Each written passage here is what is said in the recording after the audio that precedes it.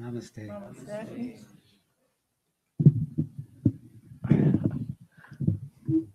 Can I say hi? Thank you, Tom. Tom just gave me a thumbs up. Okay, namaste and welcome to all of you who are out there on Crowdcast. We welcome you to another evening satsang with Satri here in Washoe Valley, and it is Saturday. So welcome. Thank you. All right, here we are once again. Son of a bitch. Some things just keep happening, huh? I noticed. I can see Eric's face.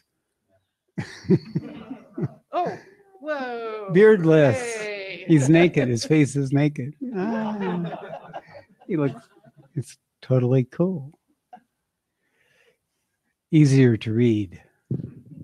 Not that he is hard to read.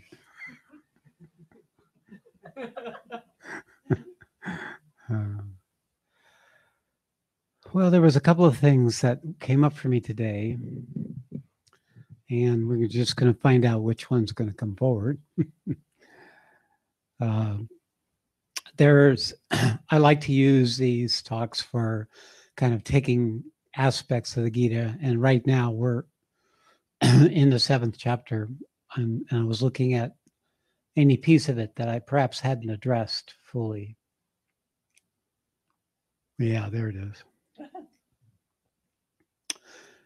So it comes up with this principle that was there in one of the last verses of the 7th chapter.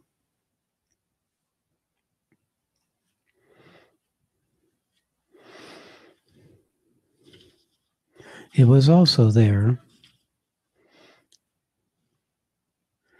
in one of the last verses of chapter 6. And if you start looking into the Gita, you'll find a very distinct theme that these two verses point to. In chapter 6, it was the last verse of all the yogis. However, one who is ever linked with me in heart and has love and faith, him or her, I consider to be the greatest and most dear to me. This is a transitional verse. It comes up again in tail end of chapter 7, a similar version of this. The second to last verse. Those who worship me with faith and devotion are liberated from the cycles of birth, aging, and death, and know the Brahman, which is true knowledge. So this is perhaps one of the clearest assurances in the Gita. Those who worship me with faith and devotion. Okay, you can't do faith and devotion with the mind. Sorry. By its inherent design, it does not separate. It's the dissolving of separation. And what separates is us that are still in repulsion or reaction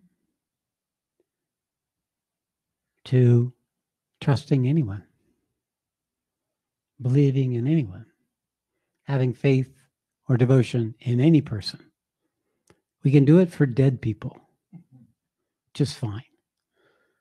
You know, usually time has to pass, heart grows fonder, and even if there was resentment and blame, it starts fading away into this, I was all, he or she really did love me after all. They did the best they could. But here on the spiritual path, This is a statement of the rite of passage. This is how we move out of the individual into the universal. Now, the nature of that movement, this nature of the shift, will take us to places where it's not apparent that love and devotion are there, but it'll take us to the recognition, the knowingness, the revelation, and the realization of our universal nature. But it will always have a love and devotion component. We in the West have a real problem with this, especially in the United States. I've noticed less so in Europe, because we do not have a structure of respect for human authority. We admire people who are independent and freewheeling and do things their way, my way, right? Frank Sinatra. I mean, before Donald Trump, there was Frank Sinatra, right? Gonna live my way. Damn what anybody else thinks. So we had this, cowboy orientation as part of our culture. This is our tribe. The cowboys that murdered all the Indians, that's our tribe. Not a good marker when you're looking at discovering your divine nature. All these cultural influences and all these stories and all these unexamined assumptions or paradigms we've taken on for organizing our self-worth. Like a guy, you got to be a cowboy to be a real man in this country. You got to have guns and boots and all the rest of it. Wrestle up some cattle.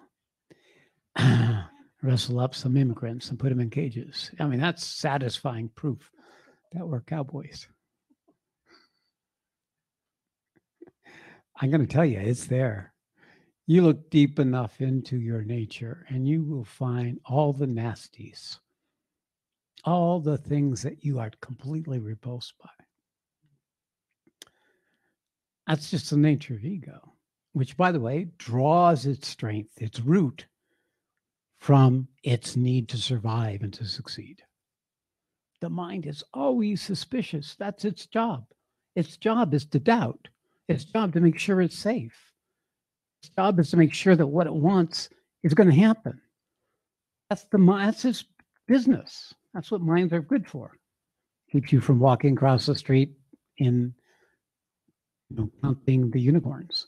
It's the thing that keeps you grounded in terms of the fact that you could die or be physically hurt or whatever, even down to, of course, imagine hurts and imagine emotional hurts and so on and so forth.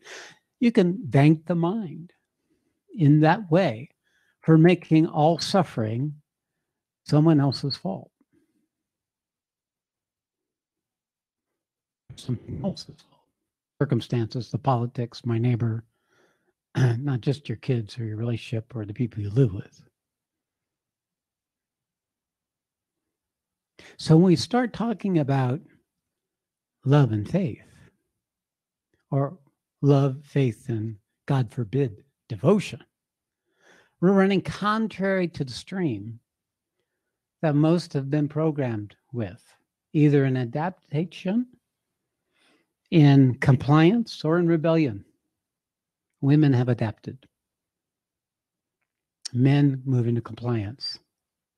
Or in rebellion, I'm not going to be that way. As soon as we say we're not going to be that way, you almost guarantee, because the universe doesn't hear the not. It just hears, I will be that way.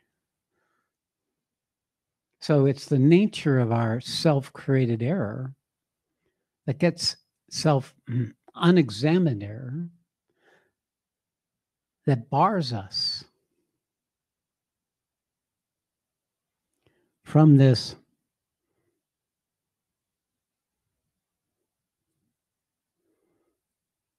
quality of being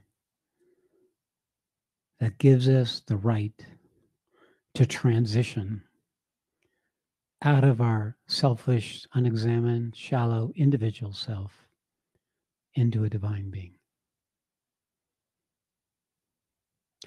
Faith cannot exist. Love cannot exist. Devotion cannot exist with distrust, suspicion. Now, much of our distrust and suspicion may be projected outward, but it always arises from the same distrust that we project inward, if we know it or not. I can't trust myself. I'm not good enough. I don't know how to love. I'm not lovable. So if these things aren't found within ourselves, then we're going to constantly be the victim or assign value to things to solve the problem of us that are outside of us. But the curious thing about love or devotion or faith is their self-evident experiences. Their very existence validate their value.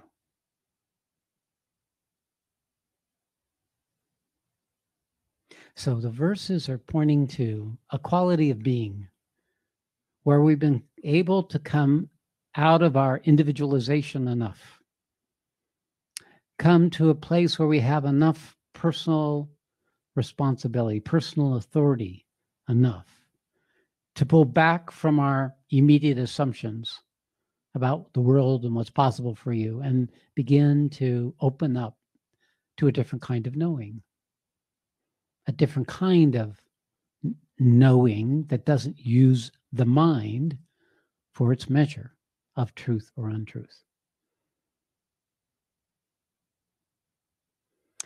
Distrust feeds distrust. Feeling distrustful feeds being distrustful.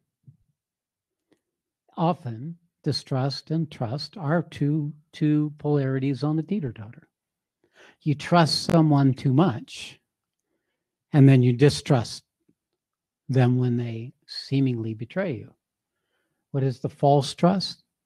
Unrealistic projections onto the person or situation for what might be possible. The unexamined assumption that that which you trust is going to make it better for you. That's going to give you what you want or protect you from something you don't want. The places where we give our power away. And then the next lesson is discover that that was misplaced trust. And then, why does it flare up so hard when you feel like you've been betrayed or your trust betrayed? It's because then you can't trust yourself to know what to trust. As long as you're looking outside of yourself from the place of mind, which sees separation, you'll be cursed with that perspective and this teeter-tottering. What resolves this is this faith, love, and devotion. We quit feeding the distrust and trust, and we can recognize that we can both trust and distrust someone or a situation more and more without our investment. And it becomes that, okay, human beings lie. Human beings they do this thing sometimes. So you can trust human beings so much relative to whatever you think is the basis of that trust. So you come to kind of a realistic relationship with existence because you're no longer as dependent on people or circumstances or your financial account or the control of your environment as much. Because any of those feelings, any of those experiences, love, faith, or devotion is that you're resolving within yourself. Faith. What is faith? Faith, you could say, is a trust without conditions. Just like love without condition is an unconditional love, you could say faith is trust without condition. Now, what's important about faith is how you feel. When faith is available, you're not as stressed. You're not as anxious. You're not as fearful. This is also true with the experience of love. When you're in the experience of love, in the time you're in the experience of love, trust and distrust aren't there. And if you're in the experience of love and can pull back the projection, you'll discover that that love is a state you're experiencing, no matter what triggered it, no matter what was the circumstance that arose in that moment. There would be no, in that moment, there's no claim to it lasting or not lasting. When love fades away, yeah, then we want to hang on to it or trying to control it. But when it's there, we move into relationship with existence more truly. And we begin to relax our individuality. Faith expands the love. It expands the ability to be devoted. In the same way that love expands the faith and expands the devotion. And in the same way, the devotion expands the faith and expands the love.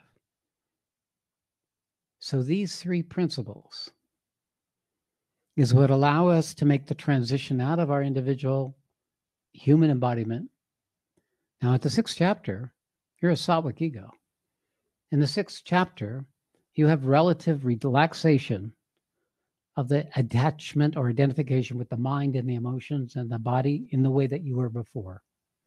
The intensity of the hook of those things in our consciousness has reduced. But now you're just in a spaciousness. You're now resting in that space of individual awareness. I know I was sitting there this morning. I had to get up early this morning to do the program we had at 11 o'clock. And Satsang sat on the deck, with the trees. We're both in very similar states. And it was just pure, radiant, sattvic presence. And I said, wow, look at that. Hardly ever experienced that. I'm usually in raging samadhis or in wonderlands, endless changing arenas where my work is going on. So it was really, this is what it's like to be an individual in sattva awareness. Wow, this is really enjoyable. I can see why people go retreat into their cabin in the woods and just live their whole life hanging out there. Yeah, my teacher said that people often, when they reach this state, spend three lifetimes before they get tired of it.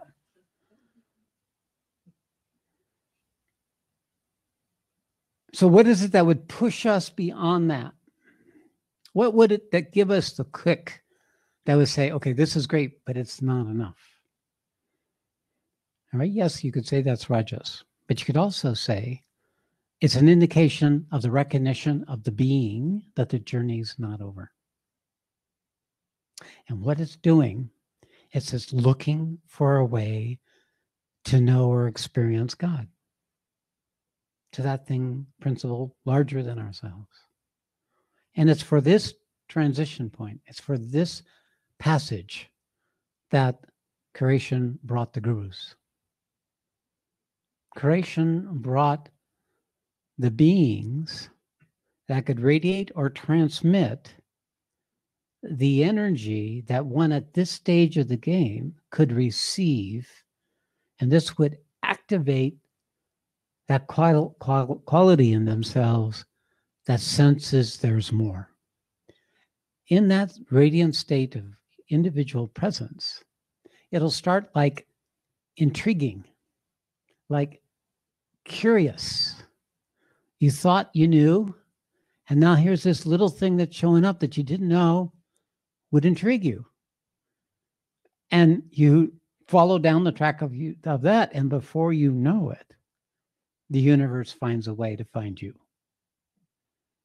And you begin to discover from that quality of your being that the universe was there all along, waiting for you to catch on, waiting for you to recognize there was more.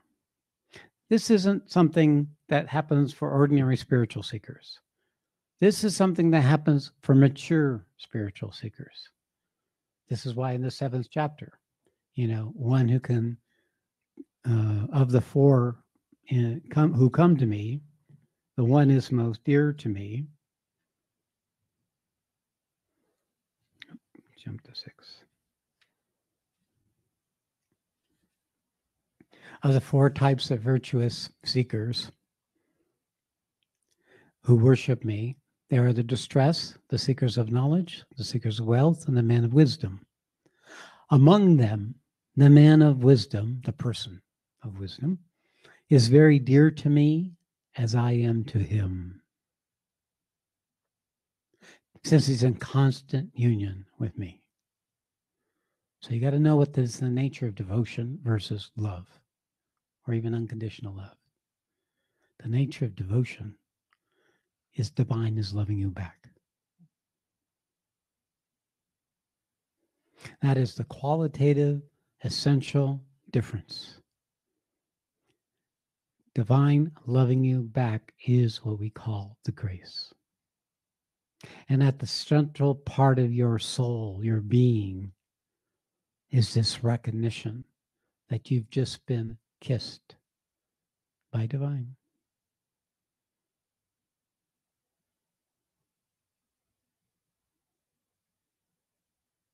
That's the beginning.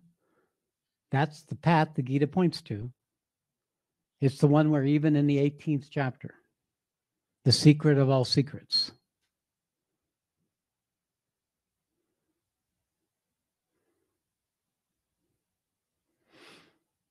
now hear from me the final secret. This is the 18th chapter, verse 686. The most esoteric of all truths, the most hidden. Only those who have been touched by devotion knows of this truth. As you are extremely dear to me, not dear, extremely dear to me, I'll reveal it to you for your benefit. The extremely dear means no cavilling, no remaining doubt, no questioning, no wanting to do it your way.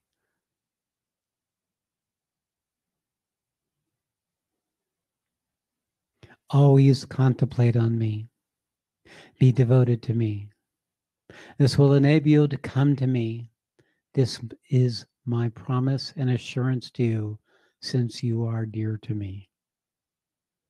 Surrendering all your duties to me, take shelter in me alone, and I shall liberate you from all error, from all sin. Grieve not.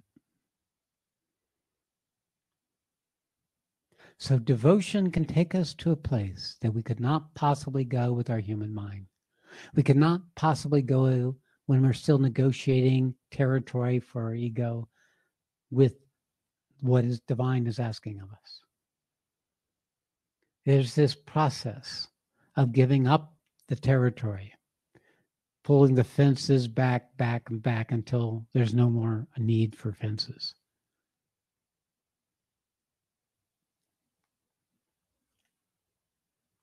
And then there's the guru. I want you to know, I had trouble with guru. It was really not anything I was looking for. Even when my awakening happened, I kept clinging to, well, I had no guru. This happened spontaneously.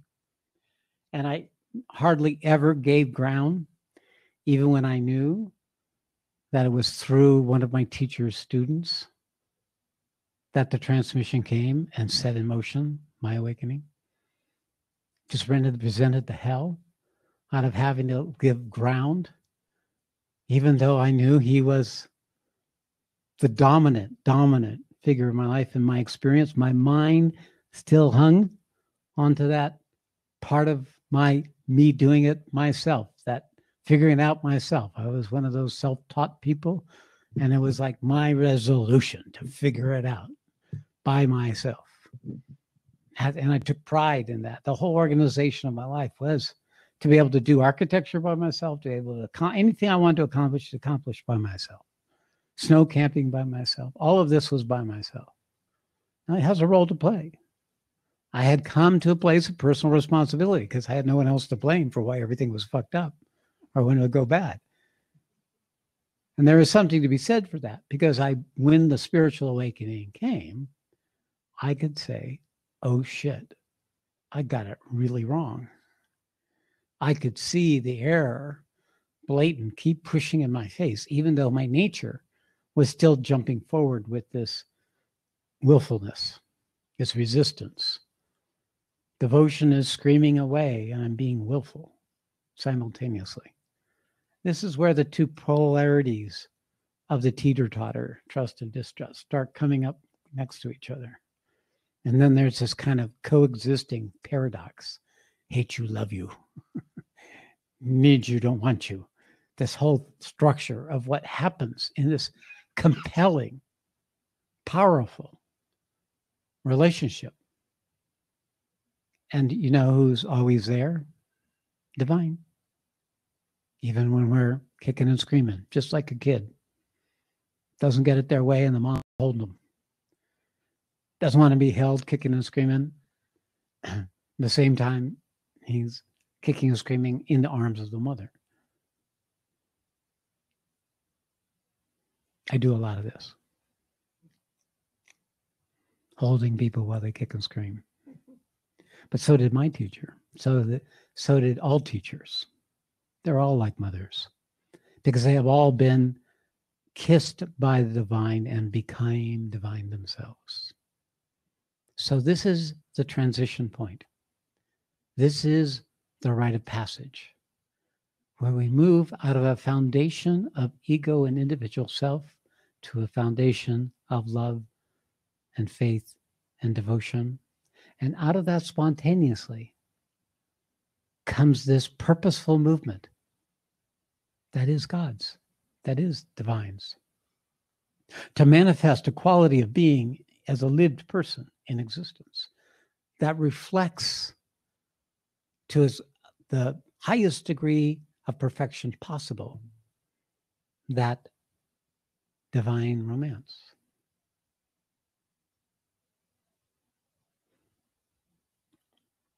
So probably the biggest error I've done in the United States was talk about me as a guru. Pretty much, bad robot stamp. Right off the bat. 4 strikes against me right off the bat. But damn it, that's what I became. I didn't look for it. I didn't want it. I didn't even know it was there. But when it came, it was completely, it's just like, I got a nose on my face. I'm guru. It's not anything any different than that. So what is it that does that? Well, I unwittingly, what did it was my ability to love and have faith and devotion in my teacher, who proved to be frequently completely untrustworthy.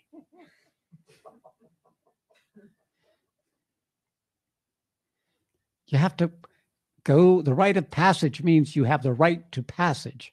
You have the right to make this passage where everything you held on and made near and dear is being betrayed or abandoned or taken away from you. And what happens is this crazy passion for more, this crazy fire that makes you even more nuts. You start behaving in ways totally counterintuitive to what your ego has told you was truth before. It'll periodically rise up and say, what are you doing? Get the hell out of Dodge. And maybe you will. But if something in you has you stay, you'll make another rite of passage. Because every moment we meet in ourselves, that which is not having faith, that which does not know to trust love, or that which at that moment is not capable of devotion or receiving God's grace, will rise. We will be able to expand our ability to experience love, to experience being in residence in that quality of freedom and choice that faith gives us. Faith, to be in a state of faith, is to be in your own power. Is actually a state of liberated from what you thought was true, even if right now you don't know fully what is true. It's a state of choice, which has this willingness to say yes, even when everything else is saying no. It's your own true authority emerging in the person of you. Faith completes, at the end of this journey, when you become the object of your faith. You become that. It becomes, without question, the truth of what you are. Without question, that which kissed me is myself. That which was my guru is myself. I am what they are. We are what each other are. And in that way, the love is consummated. The child is born. The new guru is born. The new channel for love and devotion, grace into the world is born.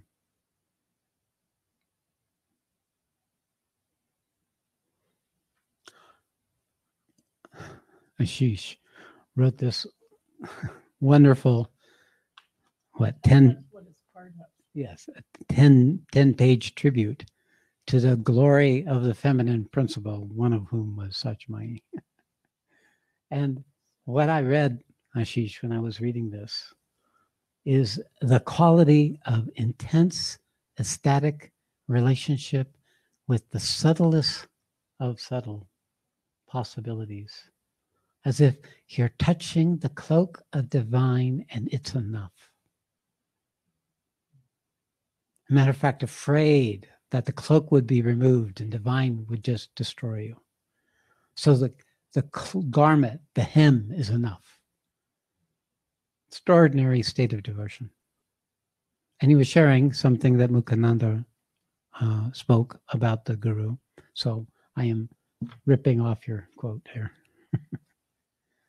To the guru, whose very nature is bliss, through whose bounty the seeker's mind forgets worldly suffering. You forget to suffer. Damn. Who are you without your suffering? And the seeker's wisdom attains, and the seeker's intellect attains steadfast wisdom. Notice it didn't say mind. It said intellect. It said the inherent intelligence of our being is what intellect. He's using the word intellect. We have the story of mind's intellect, but this is the quality of intelligence associated with the being. Attains steadfast wisdom.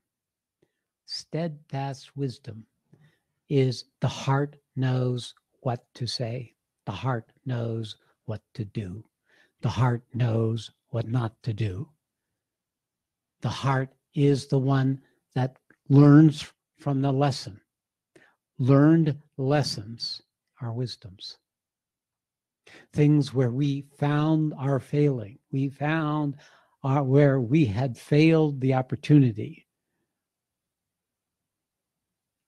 is where these wisdoms take root and flower.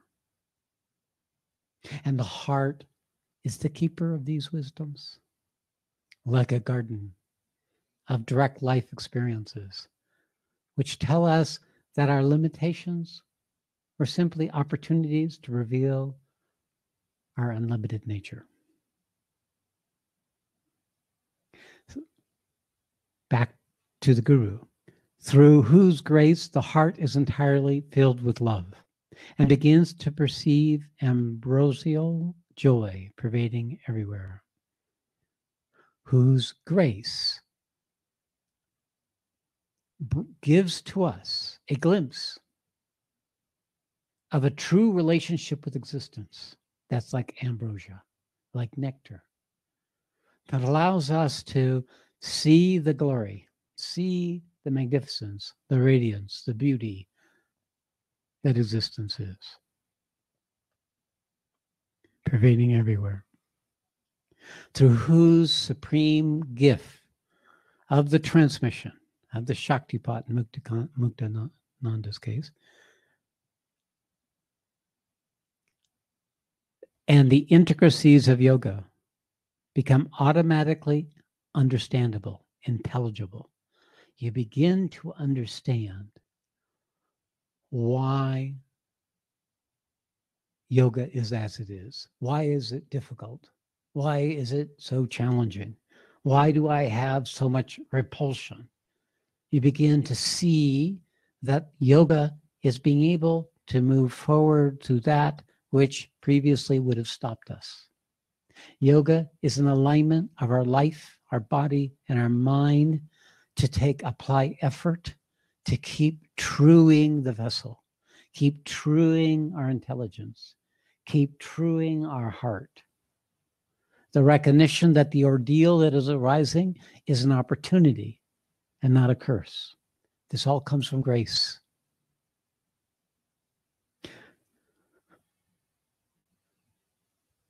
And one reaches the final state of samadhi, the transcendental bliss of consciousness that lies beyond the void, beyond the three gunas, beyond the world.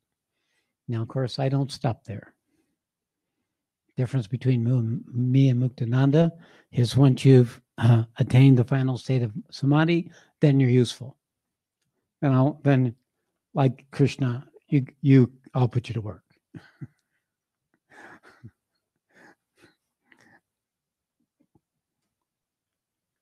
Even my teacher now, how many years since 2009, since I really started, no, it was 2007 when I really started operating on my own. In 2008, gave me instructions, which I am following to the letter. I cannot not follow his instructions.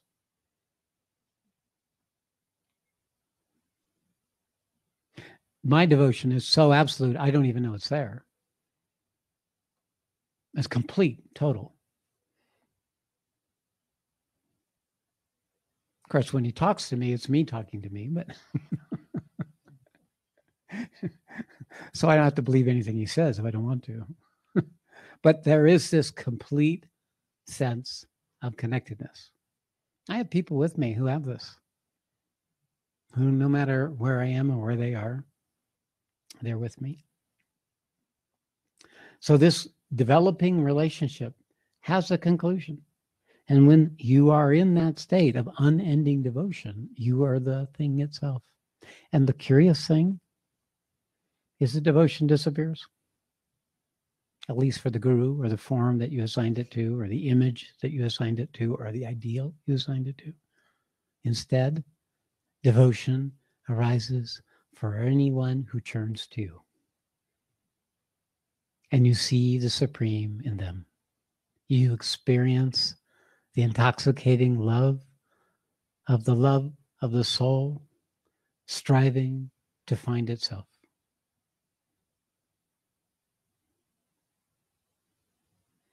Pretty cool. I also have samadhi. Not everybody gets samadhi, by the way. But you can all have devotion.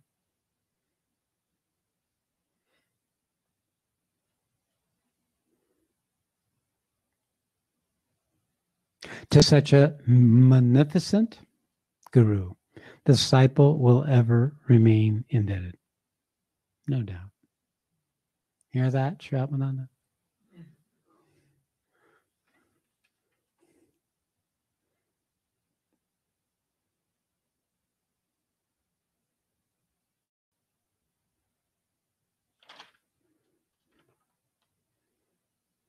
And I don't have the full page that is associated with this. I didn't bring it. I meant to bring it.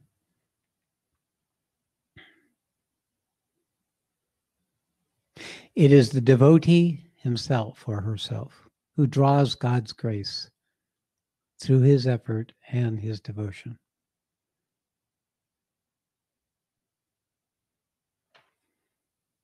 Grace is all about you. We can't access that grace often without a form. Gita says in the 12th chapter, it's very difficult to know me in my unmanifest nature. It's much easier to know me in physical form, in embodiment. Because if you can see it in me, that means you've already found it in yourself. It's through our effort to be able to see the divinity in another, to be able to be in a relationship to another in recognition of that quality of themselves in that person.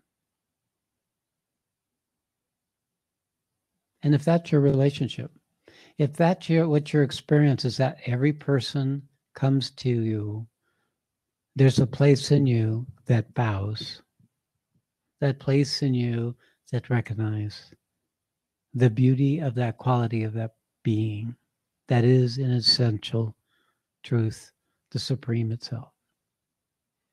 Then there's no issue of doing wrong, no problem of harming someone. There's no question. Because when you're in a relationship with someone like that, no matter what actions you're prompted to take, are always going to be to free that piece of the person that is the supreme from the bondage of the habit and the error of its individual self and mind.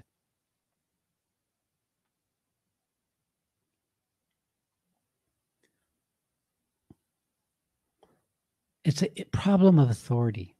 And when I looked at my own system,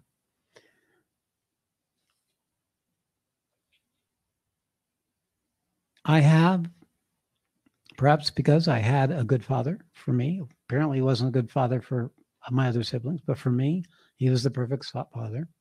We just had Father Day. I said, "You're my favorite father." And we started joking from there. But basically, I told him, I don't know how it is for my brothers and sisters, but for me, you were the best father I could have had. And that's true. So there was an inherent appreciation of the role authority. I recognize the sacrifice. I recognize the burden. In every time where someone comes to me with authority, like a cop who comes forward and stops you, and they have to take that posture because they're here representing something other than themselves. They're here representing the law or the task that was assigned to them. Same thing with military people. They create a kind of they cut themselves off from the usual informality of relationship, and they hold a position of responsibility to prevent harm from happening, whatever may be their role, to protect, to secure, to fight fires, or to rescue, whatever their role be. These authorities we can appreciate to some extent.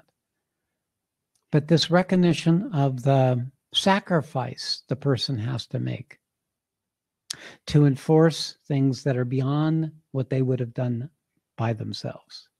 Now, that's being able to, for me, it was easier to do.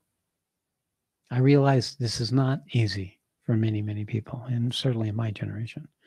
We were pretty much screw them, screw the system, screw the whole thing, and now one of us is running the country.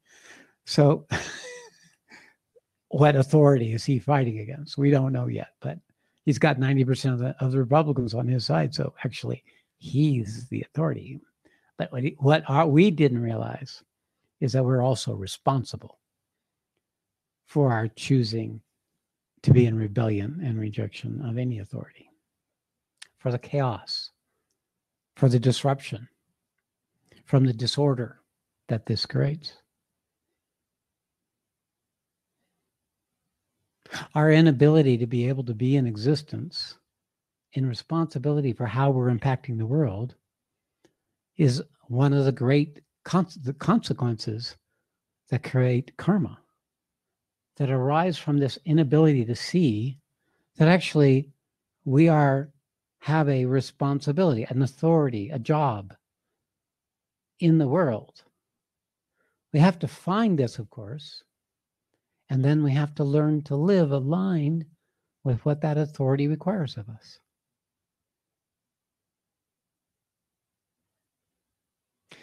To take responsibility for when it doesn't work.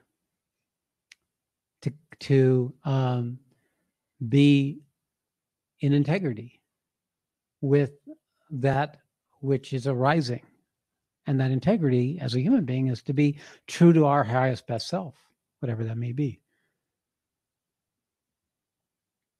All of this is tied in to this ability to allow faith, to allow love, to allow grace. We are the ones that are separating us from this incredible mechanism that wants to simply take us beyond what we can know now.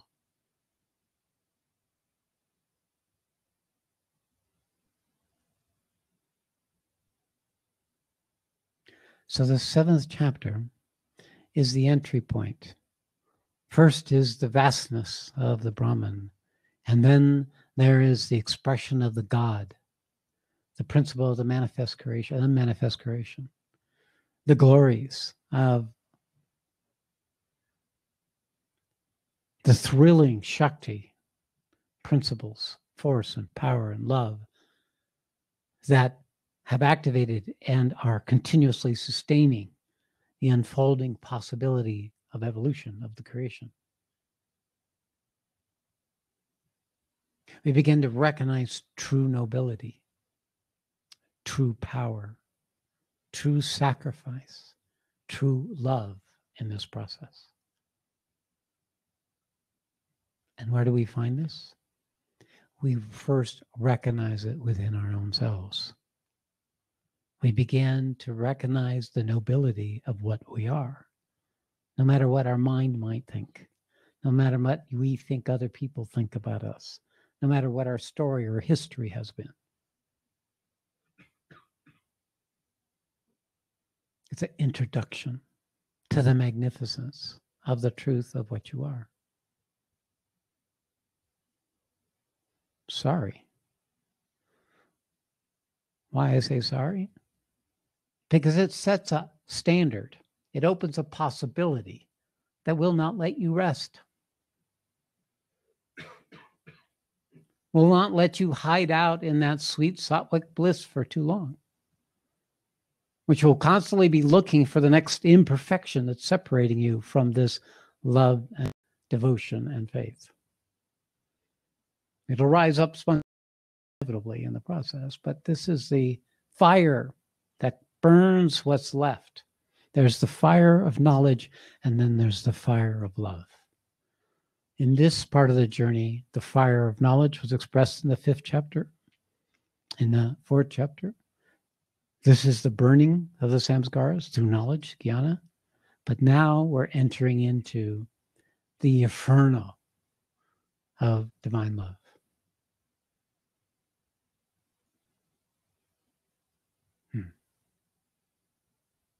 I just like talking like this. It's just whew, totally satisfying.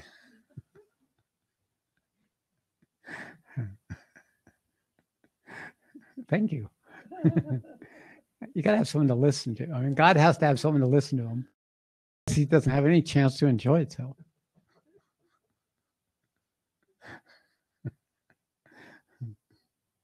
Okay.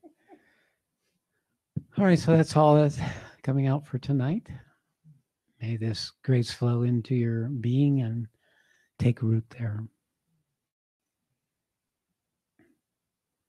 All right, let's complete with a sitting.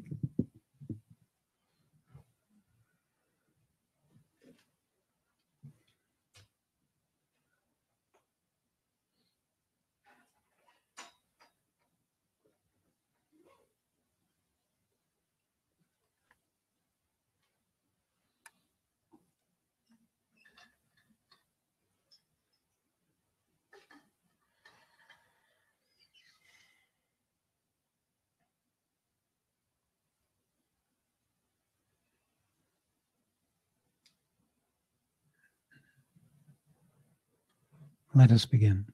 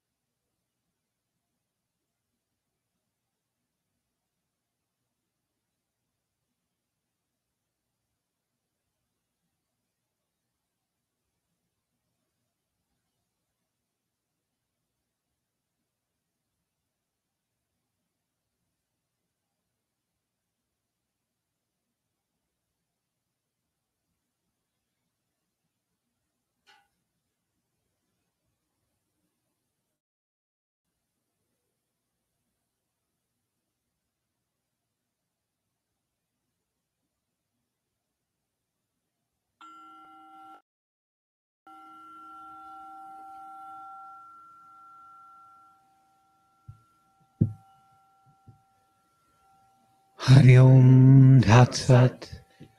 Hari Om Tat Sat. Hari Om Tat Sat Shri. All glory to Gurudev. Namaste.